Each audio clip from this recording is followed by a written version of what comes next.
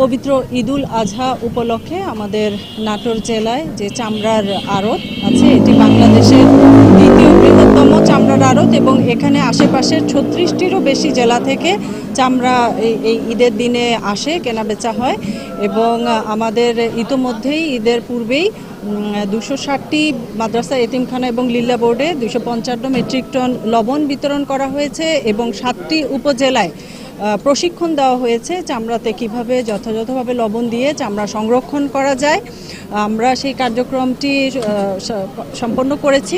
এছাড়া আমাদের আড়তের ম্যানেজমেন্টের জন্য প্রপার সুষ্ঠু ব্যবস্থাপনার জন্য ইতিমধ্যেই আমাদের ম্যাজিস্ট্রেট নিয়োগ করা হয়েছে, তারা স্পটে আছে। আমাদের একটি মনিটরিং টিম আছে, সেখানে প্রাণী সম্পদ কর্মকর্তা সহ বিসিকের প্রতিনিধি সহ আইনশৃঙ্খলা বাহিনীর সদস্য সহ এই টিমটি কাজ করছে।